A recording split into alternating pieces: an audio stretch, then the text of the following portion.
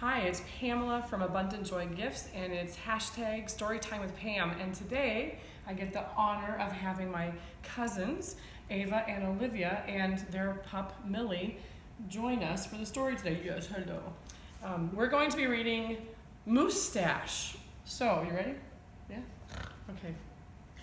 Moose had a problem, a horrible, hairy, prickly problem. It grew right below his nostrils and just above his upper lip. A moustache. You can say moustache when we see that word, okay? We'll do that way. Now, not a few spare hairs or shy little stubble, no mere weak wandering whiskers on the upper lip of this moose. No, sirree. Moose had a big, bushy, bristly, mighty moustache. You can do it, but a moustache that was a burly, surly, mangy mess, and it itched a lot. Sure, he plucked and he tweezed and he even clipped, snipped, and teased, but his combs were still cowards, and his brushes rebelled. His scissors simply surrendered. They're running away. They have faces on them. Let's go. Funny. Oh my gosh. Moose was in a frizzy tizzy. The moustache was completely crimping his style. He was a great hoofer, but he could barely bop and hip hop with a moustache going flip flop. He was a wonderful chef, but he simply could not flambe his souffle with all those whiskers in the way. And he was a daring skier, but how could he down race with that mighty moustache? Get there. Blowing in his face. Moose had to do something, and soon. But what? It's okay. After days and days of much serious thought, Moose got an idea. He crossed some hair here. He crossed some hair there. And he tied his moustache around his neck. A moose scarf seemed to be the ideal answer to his problem. It was so simple, so easy, so perfectly perfect. Get in a second shower. But then his moustache got knotted and mangled and horribly tangled, and those hundreds of hairs still prickled and tickled. Worse, Moose could barely take a breath with all that moustache wrapped around his neck. So Moose untied, unwrapped, and knotted and gulped in some fresh air. He got another idea. He parted some hair this way, and he parted some hair that way, and he heaped all that moustache on top of his head. Mustachioed antlers seemed to be the ideal answer to his problem. It was so simple, so easy, so perfectly perfect. Until a squadron of squirrels and one very nosy gopher moved right into the Moose Motel. They huddled and hoarded, poured in, and buried out. Needless to say, it became quite crowded on their moose's head, and heavy, and messy. Sorry, still dealing with a cold.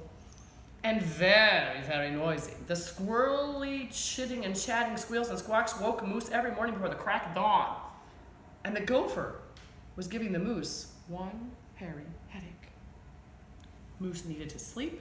He needed his rest. He needed his privacy. Mustachioed antlers, nuts, said Moose. So he unparted and unpiled, untwisted and untwined, and said adios to those hairy horns. That's quite the party up there, isn't it? Could you do that with your hair? Yeah. Could you do that now? But now what?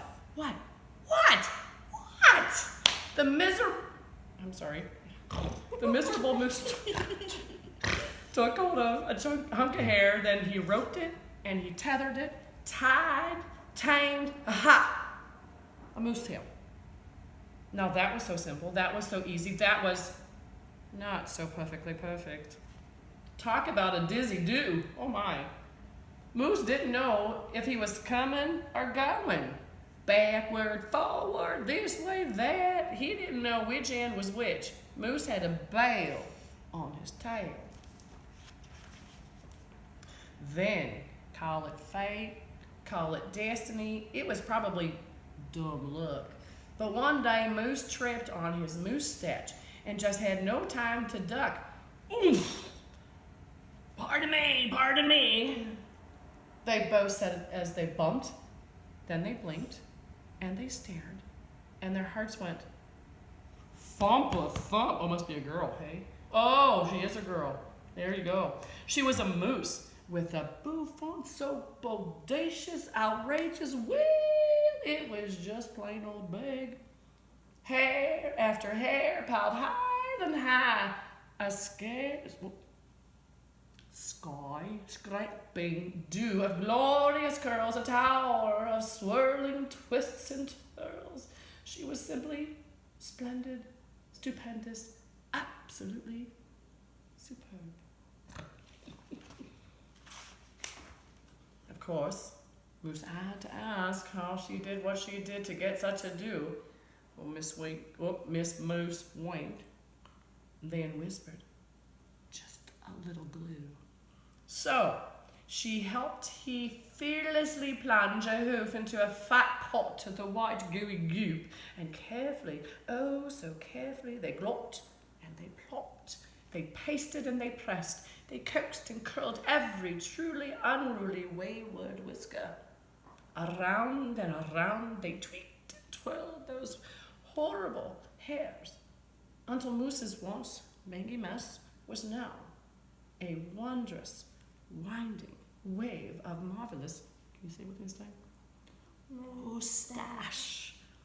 Moose gazed in the mirror and he smiled, a broad, moosey smile. He was so happy, so glad, so giddy with glee. He looked dashing and handsome, and Moose gushed, "Is that really me?" So you look pretty good? Yeah, try to see.